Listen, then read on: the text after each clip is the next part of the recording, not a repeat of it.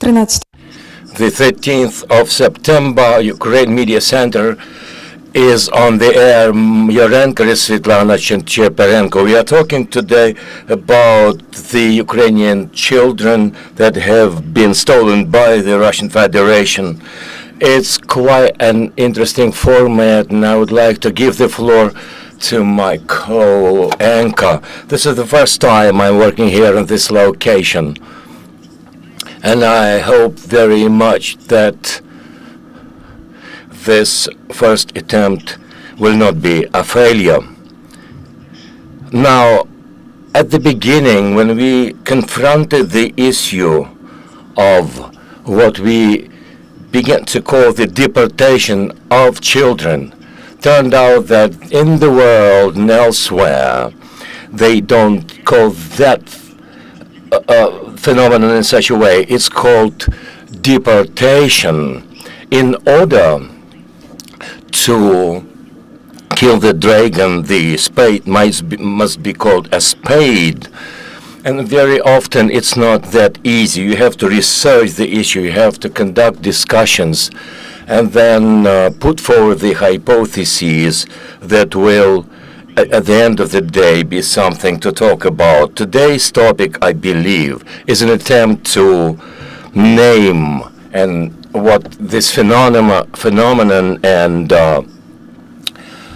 do it as good as we can. Today's speakers are Ms. Kasyanova. I seem to have known her all her life. She is the chairperson of the board of the Ukrainian Children's Rights Network.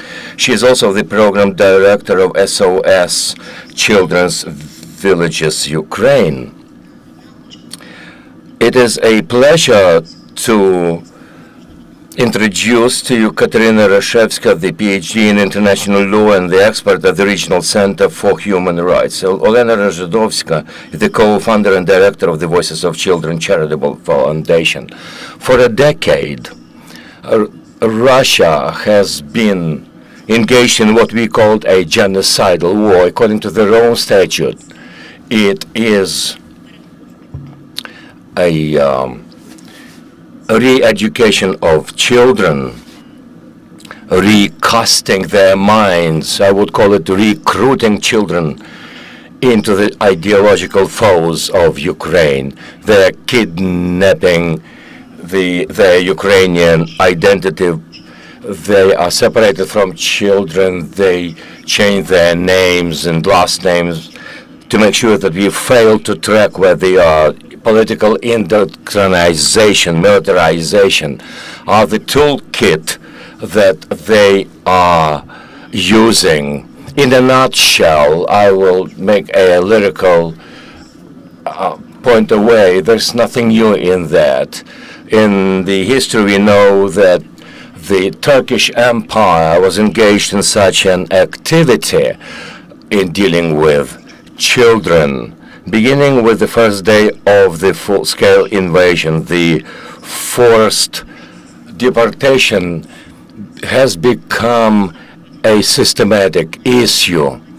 As of now, almost 20,000 of Ukrainian children have been deported and have been forcibly moved to Russia.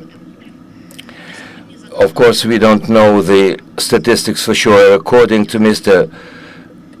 Lubinets, we know how many children have been returned to Ukraine. At the summit of First Ladies and Gentlemen, he mentioned that provided we return a child every day, it'll be lasting for 55 years. I would like to give the floor to Daria Kasyanova for her to make a short presentation, but I believe this will lead into the meaningful discussion of the results. So let us call this dragon by its true name. Welcome everybody. For those who are joining us this morning, indeed, the Ukrainian Network for Children's Rights, beginning since the February of 2022. What we did was helping children and their parents to leave the territories that were in danger In March and April, we had a number of requests from the parents whose children were either removed to other territories of Ukraine or removed to the Russian Federation. We didn't call that a deportation indeed, because we did not have time to work out what it was. But in May or June of 2022, we assisted such children as part of the international project. And since May 2023, the Ukrainian Network for Children's Rights has gotten engaged in that process. We are now having 33 different NGOs engaged in the children's rights protection. Some were searching for information, identifying those children, and we continue our work together with the Ministry for Reintegration. There are some agreements with the Ombudsman Office, and we stand ready to work with everybody who are ready to provide information on the children, either in Russia or in the occupied territories. Of course, people are interested in that topic. We have been currently contacted by the international bodies, so my colleagues and myself, we thought it was important to conduct such a study to describe every single case of a child and their families, how it came that they found themselves in Russia or that they were left in the occupied territories, why they failed to leave the territory. And there are some cases, of course, when children were in Russia, in the occupied territories, were forcefully made to leave the places of their home. The results covers the month of May, June, and July of 2023. This is the statistics. The methodology of the research included the legal analysis. Ms. Rashevska was responsible for that, as well as her team. We were analyzing the first analysis of their needs, their further needs. This was an anonymous questionnaire to make sure that the confidential data are kept. We have conducted deep interviews with children, their parents, or custodians. We were working with a team that were engaged in returning those children. We have analyzed and met 49 children of different ages. We didn't talk to smaller children, but we are talking about children with the age of starting from 2 years old. We were talking to the children to understand what the reason of the problem was and what's going on now.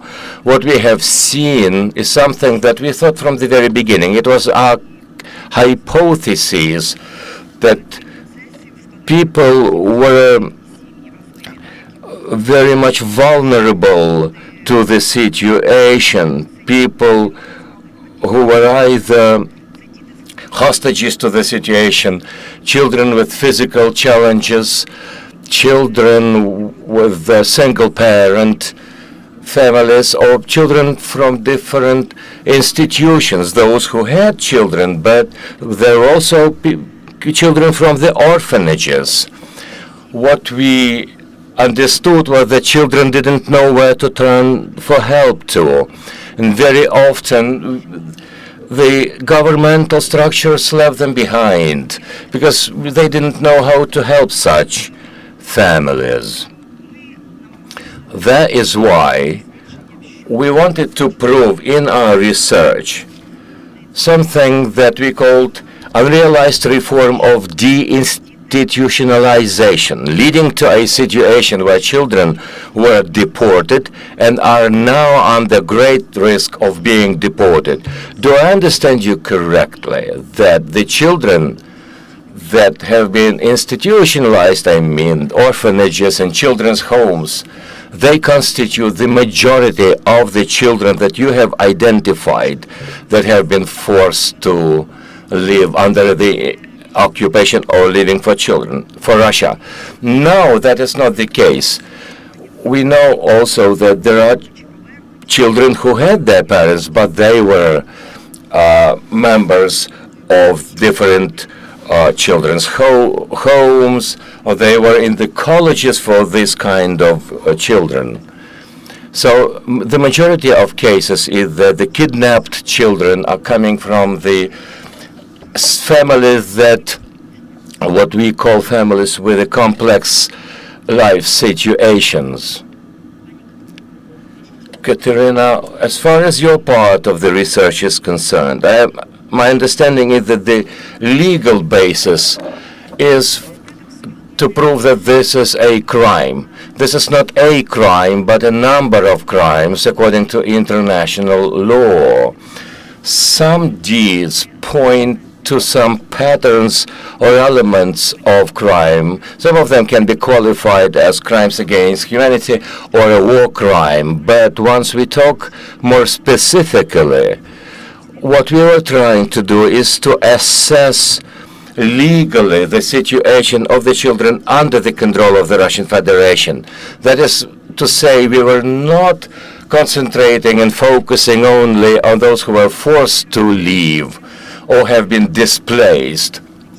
We know that there are some cases when children were taken to Russia without the consent of their parents. We are talking about aunties or grannies. According to the Ukrainian legislation, they do not have the right to authorize such an act. Now, I would like to underline that when we talk about the agreement of the underage person, according to the international standards that have been set out in a number of institutions, including the International Criminal Court, a kid cannot agree to being the subject of international crime, forced deportation or displacement, or prosecution as politicization of education, militarization.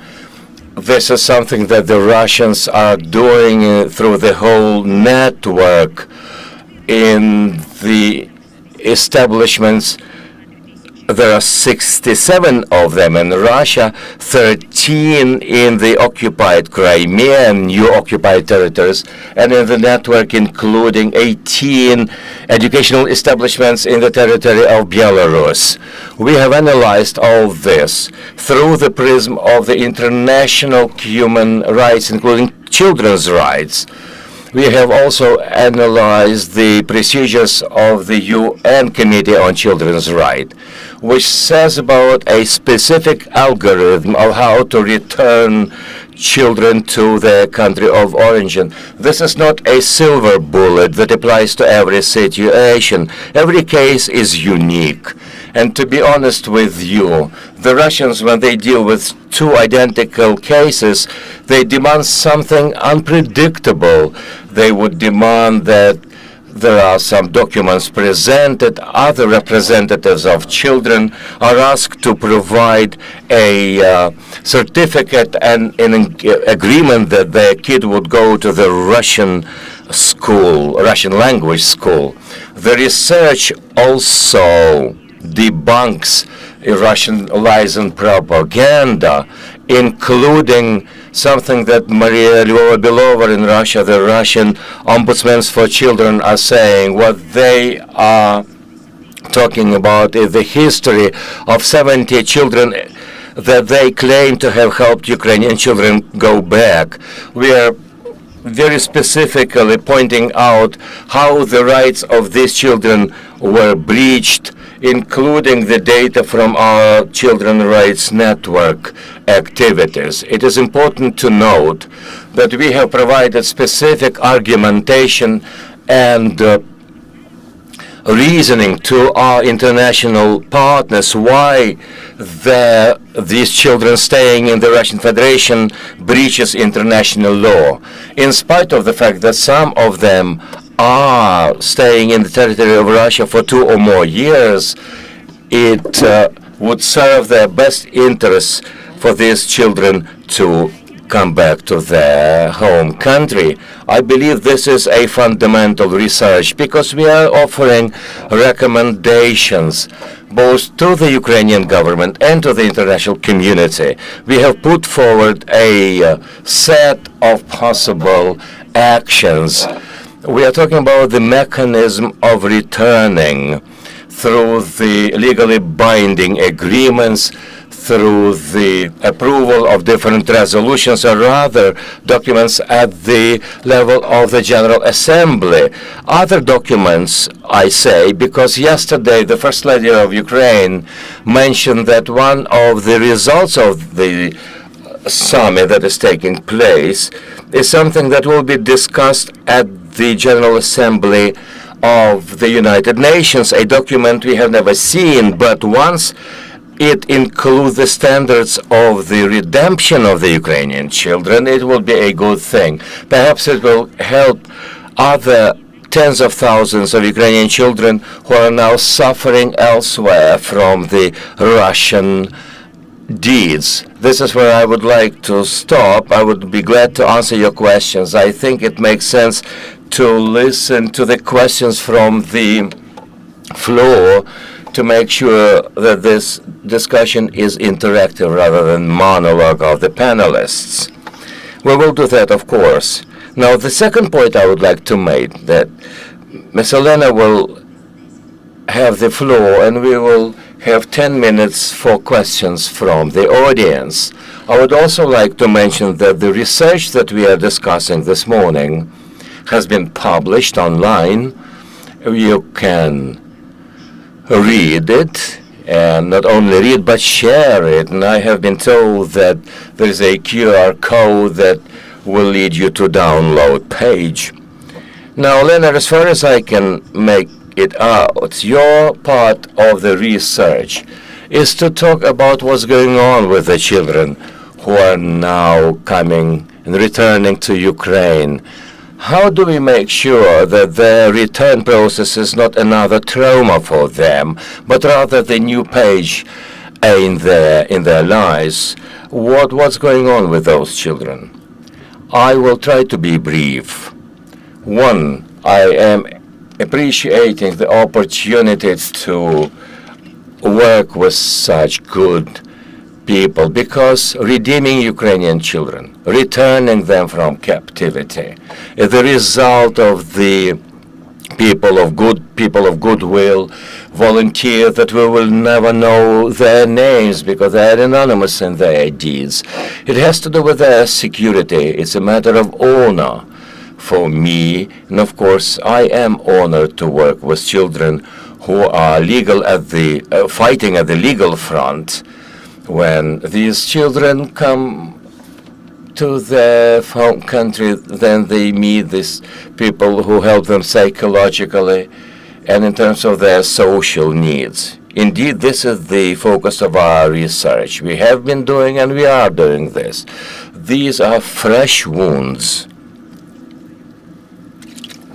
It is very difficult to be very clear here that this is a way to follow, or this trauma the children are suffering from are very fresh, something that we have to learn, something we have to look and delve into. But we have to go by what I call milestones, to learn new experiences, know what to do in the future, and I believe this is a process that this country will be doing, and it is good that government is helping children coming to Ukraine. Can we say that every case is a unique case? Absolutely slow. The age, the family background, the experiences of the children, whether they were bused or they were accompanied by their parents, it all depends on who was their company. Every case is unique indeed. Then we work out the individual plan how to work with these children. Our psychology experts working at the Children's Rights Network, working with the Ukrainian Children's Ombudsman, Mr. Lubinets. What we see is that the first need for children to know, where will I go, where will I live? Can I put in new windows that I would like to have in the dormitory where I have been assigned to, and other needs. And this is a basic setting for meeting the needs of every single children in their first page of their new lives. Thousands of children. This is a huge number, isn't it? In terms of management, you can deal with that, can't you? Case management is something we have defined in our research, going back to what we see as a major red thread of our research: psychological and social assistance to these children. The first thing to do is providing the living place, helping them with an expert, expert in management, a person who will go literally hand in hand with them to the authority they have to see, legal support. The placement in the community is a setting of the basic needs when you have been uprooted and you have to get roots planted into a new soil. You have to realize what you have come through. And one thing we would like to make absolutely clear is that kids don't have as their first need a need to talk to the world about what they have been through. We seem to think that children want to say how their rights have been breached, how their identity have been assaulted. It's not always the case. We have to find the balance between their need to talk about their experience and not to make these children the hostages of their circumstances, a burden that they will have to carry through their long lives. This will be the defining moments of their further life. So kidnapping and return should not be viewed as a main event in their lives. Indeed, this is the challenge for us, people who are engaged in these programs of rehabilitation, to make sure that here in Ukraine, these children can find a new place for their life, find themselves comfortable environment, identify their vocation, and be aware of all their rights in terms of special needs, psychological need, other kinds of experts that can come in handy that a kid may feel need of to work through the traumatic experiences, to go back to the new social environment, perhaps to meet some of the family needs. And so on. Our part of the research was to work out a concept for the psychological assistance, where we want to underline the fact that the psychology expert is not the first expert these children need. The cooperation of all possible bodies that have to do with this issue of supporting these kids, government bodies that are called to do this, these are the key factors here. This is the work of the community level, small villages and settlements where children go back to. Not all of them come from Kiev, the capital city. We were tracking the children. What we saw is that on our map were the cases where people go to the deoccupied regions of Ukraine in Zaporizhia and the occupied regions of other regions of Ukraine. So we are talking about the specific settlements, perhaps far away locations, where children are entitled to receiving a set of different kinds of assistance. I have a question to every panelist here, and then we will begin the session of Q&A with the audience. I would like to turn to the legal part, the human rights part of this research. The children from different institutions, from home family homes, children's homes, orphanages. What is the difference between going to Europe, any European country that is not Russia or Belarus? And the difference, how does it differ from what we call a Russian-style kidnapping? If you will, I would like to follow on what has been said before, because this is important. When we work with the international institutions, including ICC, they have special institutions. I like their approach, and I would like to describe what they do.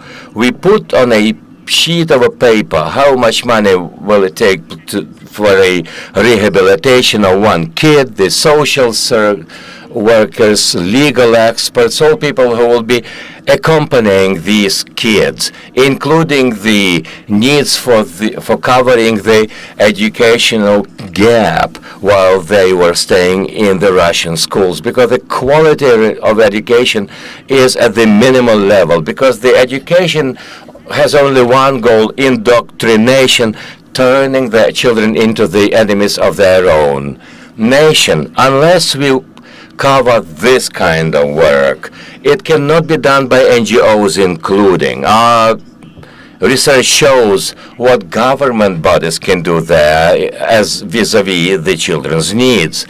It will be quite a challenging task to cover all and meet all those needs. You see, discrimination between children who have been the victims of the crimes and those who have not been victimized should not be there. Individual approach must be there, individual trajectory, but without discrimination. As for the evacuation to European countries, this has been sanctioned by Ukraine. It was done by a specially authorized individuals and authorized by the country, so that the state knows where these children are, and the government must know how these children are living and in what conditions. When we talk about Russian Federation, Ukraine did not agree to removal of Ukrainian children to Russia. Let us not romanticize the situation. Perhaps there were collaborators who agreed to some removal of children. According to the Ukrainian legislations, this constitutes a crime, and this person is a criminal, which does not mean that Ukraine has agreed to the removal of such children. In other words, if a head of the institution for children has agreed for the children to be removed to Russia, it's a criminal act. There are specific examples. Everything will go and be assessed at the case-by-case basis. We know in the Mykolaiv region a situation where the hostilities area was coming closer and closer. And the director of the orphanage was threatened to be put in a sack, and she will be blindfolded, and she said, "No, I will go with these children." Was she a collaborator? No, she did not have an intent to corroborate. She was forced to cooperate with the fact of the removal of these children to the Russian Federation. She did not agree on her own will. She was coerced, which is a part of the international humanitarian law. What we have to understand is sometimes at its face value, children go to the Russian language schools, and in Italy, our children go to the Italy language school, Italian language. Well, does Italy, Poland, or other country forbid the kids studying online in the Ukrainian schools? No, it does not forbid. I would like to know the cases. However, the Russian Federation, if you study online in the Ukrainian educational system, your parents will be imprisoned. They will, parents, will be deprived of their parents' rights, and you will be forced to be part, and you will be given over to the Russian family. Unfortunately, there were cases. The temporarily guardians in Italy, we know their expertise, because this will breach the process of these Ukrainian kids, process of integrating into Italian environment. This is not a legal case. The legal case, when the case did not pass a decision on that, the armed conflict in the territory of Ukraine is the basis for every court decision. Of course, children must not necessarily go back to the occupied territories. These children must go to the places that they are far away from the area of hostilities. Of course, we are all living in the places where the air raid sirens are taking off all the time. Yes, from other countries. As a specific case, let me remind you that in the Russian Federation, legally speaking, there is a hostility, there is armed conflicts going on. This cannot be a legal groundwork for such a decision. Thank you, ma'am. Olena, can I turn to you? You have heard that the war is raging on. The war is not over, which means that unfortunately, the front line moves across the Ukrainian territory, leading to a situation that new children will be under the threat of deportation. Systematically, what can we do to decrease such a threat? What must be changed to not to confront a situation that we have already lived through?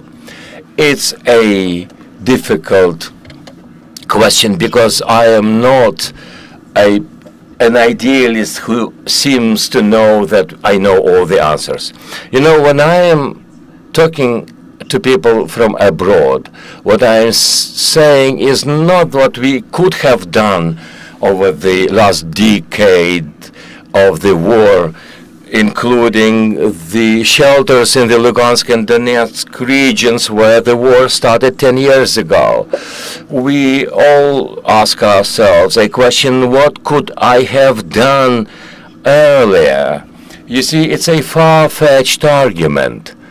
But on the other side of things, when I talk to my foreign colleagues, the environment that our experts are working in, the Ukrainian teachers in the areas close to hostility areas, in those areas that are difficult to access, is something that is, we call a deed. It's a feat. We should be thinking about a balance between the steps of those people who literally stop the Russian tanks with their own hands, and on the other hand, we see government representatives who are so careless, who are so irresponsible, who are so negligent and remissive that, you know, you don't know how to see how the systemic changes can take place. But one of the systemic changes that can take place, apart from the evacuation plans, introducing the system of assistance and beefing up the social support locally, we also are talking about the putting the end to the deinstitutionalization reform, meaning that the social services are provided when children are happily living with their peers, and we see such children grow in their numbers.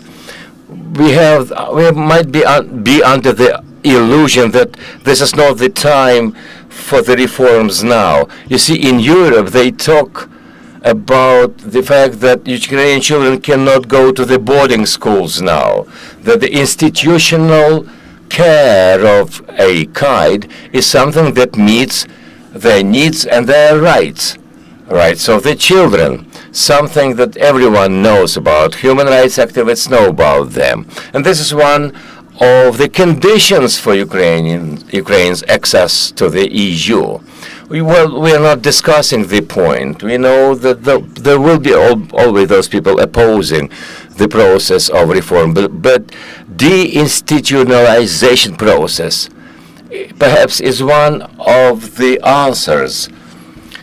War means a crisis. We also know that crisis and major challenges is a ripe time for difficult decisions, for difficult changes, for difficult reforms.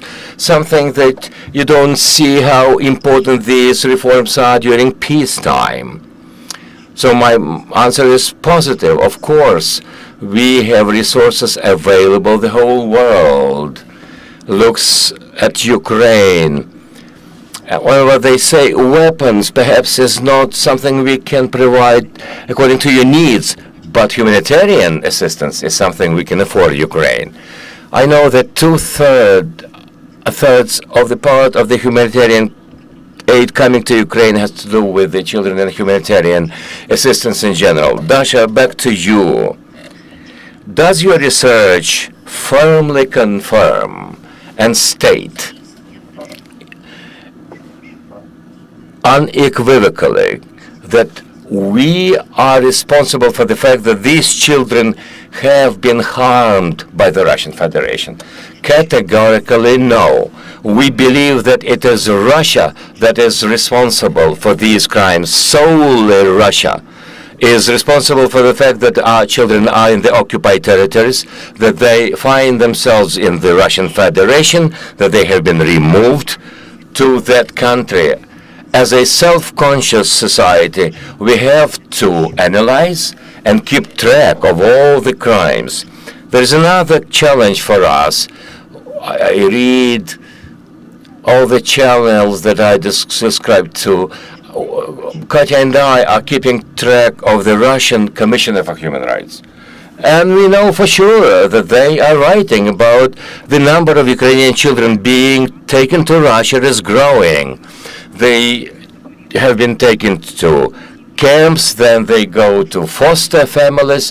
From there, they go to the boarding schools, and it is nearly impossible to get those children back, even if we know who the parents are. According to the Russian Federation, these parents have to go to Russia and have to be authorized as guardians of their own children. Now we want to return every single kid. The services, helps, and assistance must be available. We see that every day, how poor these families are. When I say poor, I mean poor. In the rehabilitation center, we brought children who were in the heating sun, wearing winter shoes.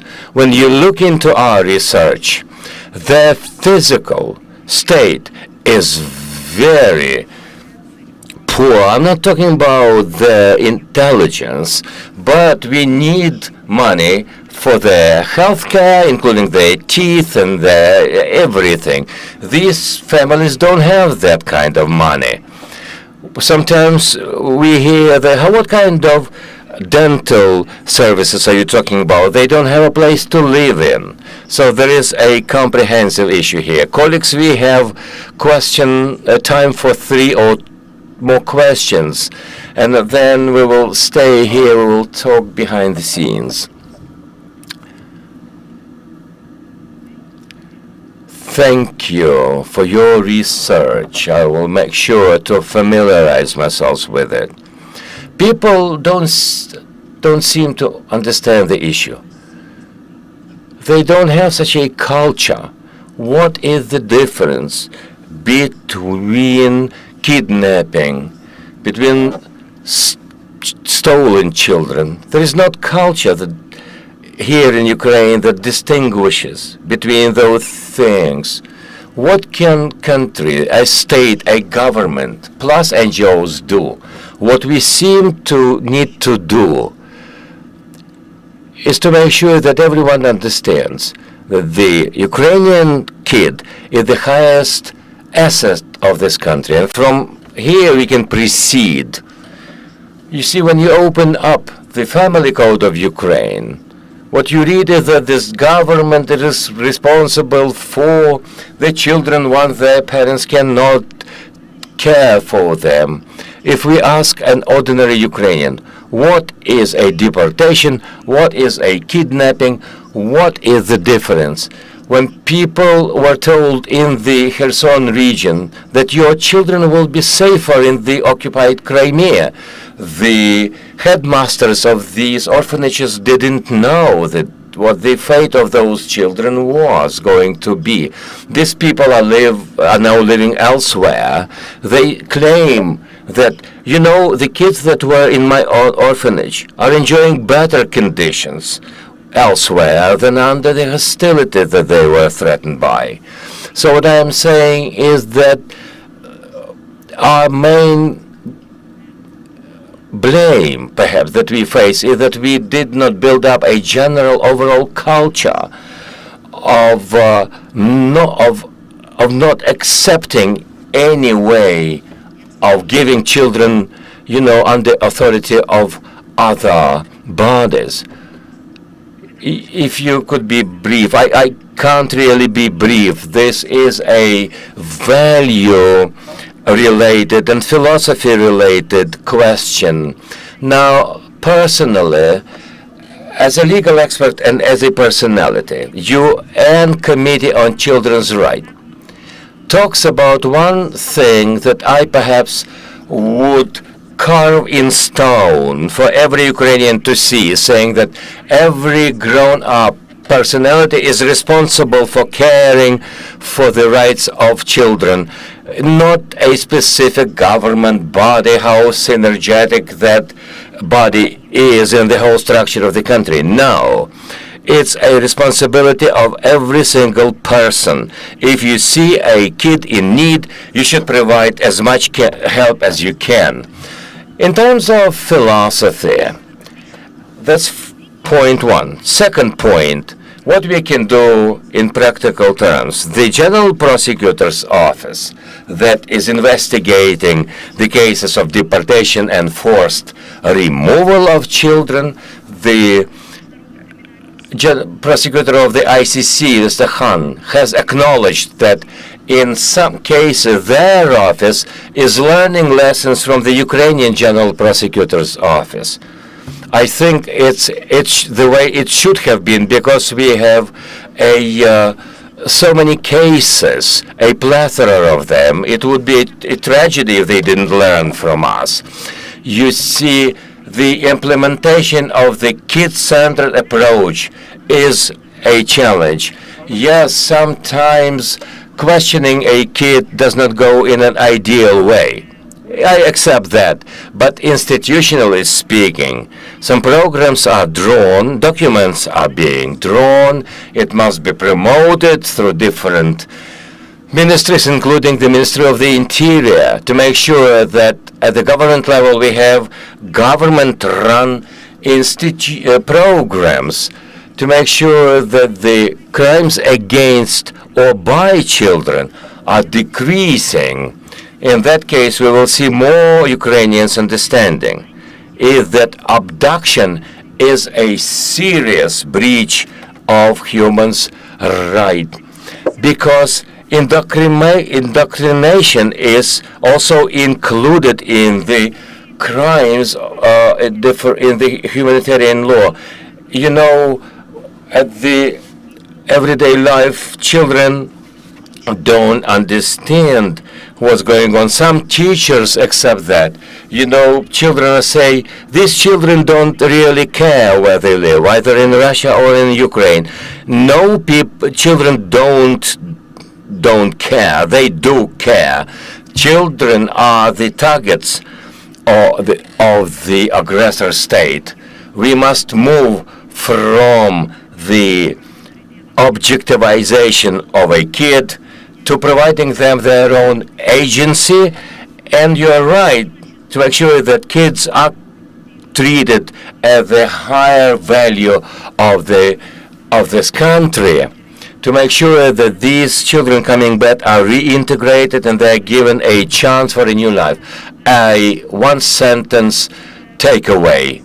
Mr. Kostyn, Ukraine's general prosecutor, at the summit of the First Ladies in general, he said something quoting an American human rights activist to the effect that once we have saved Ukrainian children now, we will give a chance for million children elsewhere. This is what Ukraine is doing internationally. Thank you. That last point brings us back to the education of the adults. So we have another, how many? 2 questions. Thank you for your powerful work. I am honored to know personally every panelist. I am Oksana Lebedeva. And war, brought me into this kind of activity and a realm that you have been working in for such a long. It's important that we talk about the failures at the state level. And I would like to address 2 panelists. Perhaps trendsetter is not the case, but let us talk about this. 6,000 children out of 20,000 that have been abducted. Whose responsibility is it that they have been abducted? I know that Ukraine as a state, in those occupied areas in Kharkiv, Mykolaiv, and other regions, the authorities knew that the children would be under the threat. I would agree with Daria to the effect that the criminal is responsible for the crime. You cannot say that a victim of the sexual assault is responsible because she was wearing a short skirt. You see, you have a point. The government was responsible for the children who were in the institutional places of staying. Different kinds of children, and also not only children, but people of full legal scale. We are now trying to identify the people with the physical needs and physically challenged people who are of legal age. In Lugansk and Donetsk regions, evacuation did take place. The question, perhaps, is the organization, the logistics of evacuation was not at a good level. Russians were approaching so fast, and when the village has been occupied by the Russian forces, what kind of evacuation are you talking about? Now, if you want me to be brief, what can be done better? What is the lessons learned? The main criminal here is the Russian Federation, and they were firing at the humanitarian corridors through which the institutionalized children were also being bussed. Now, what is important when we evacuate different boarding schools? Now imagine, you are a headmaster there, you have children, you have also cats and dogs, and you have the staff, you have the grown-up people. We know that the staff of these institutional bodies are saints. They have been through what you can't imagine. It's not a form of retaining children, it's their life. Because you have one kid that is institutionalized, an orphanage, but there are so many people taking care of him or her. Last question, and we will start, shall I say, working behind the scenes. Oksana Philippis in Ukraine Helsinki group. I've got so many thoughts about this. Of course, we'll be talking in detail at a later stage during the informal sideline conversation. Legally speaking, my question is this. This will not be difficult, I assure you. There are some general recommendations as for the changing the legislation, the terminology, and so forth. Let me be straightforward with you. Why don't you recommend something in a way that is clear-cut, that is understandable, and can be understood for everyone, including people in this audience? The abducted children, what is this? You see, we know about 388 children. Moderator has mentioned today 600 and north of that. That was something that Ukrainian Children's Ombudsman mentioned yesterday. Going back to the specifics of this research. Who are these children? Who do we mean when we say that these children have been forced to leave the country or have left the country under the coercion, and why there are no suggestions for changing the legislation in the research? Because Ms. Skripka and Ms. Tretyakova have already been approaching the parliament and suggesting those amendments. A second brief question. I have looked through the document that you have referred to, and in your recommendations you don't mention general things. The recommendation number 14 by UN Children's Rights regarding the meeting the best interests of the children. Essentially, it's instruction to do. You mentioned best interests of the kid, but there is no to that effect. You know, it will be difficult to answer briefly. It's a compilation of our different research. There are Q codes for every specific text that we refer to. When we talk about the children's best interests, we talked about that in terms of bringing these children to Ukraine. So don't worry, that point is there, including the Hague Convention on Jurisdiction and the foster parents.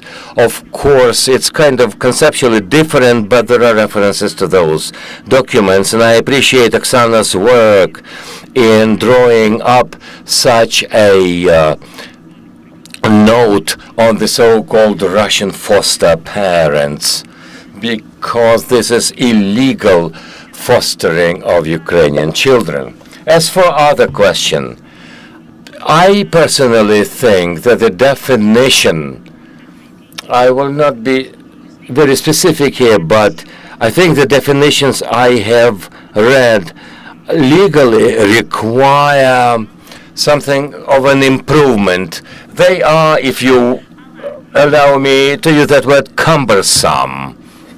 When Ukrainian criminal code is in line with international practices, when we have in war crime category and we investigate such cases, then we will have a definition of what a deported kids are, whether they have been removed under the coercive actions. It will be there, and I hope that we'll take advantage of that. Drawing up, if there is something of a novel in the Ukrainian legislation, we should know what the goal of such a novel is. Yet there are this new category of children suffering from sexual assault, the children suffering as a result of COVID, and so on. All that is in the UN guidelines. If we want to have that fixed, it's all right. If we want these children's needs to be met, it's another issue. I believe that definitions are important, but it's also important to think about their practical application. Thank you very much. I would like to officially conclude this part of our panel discussion. Now, let me remind you that there is a rule. One event, one message. So in terms of communication, this is important. We have one event. We can't pack this and restrict this to one message, but we should stay focused. Thank you very much for those who've been with us. I hope that this is only the beginning, and I hope that with these panelists and some people we will also be discussing. Let me remind you that Media Ukraine Center will resume our work on Monday. We are working about our agenda. Stay tuned.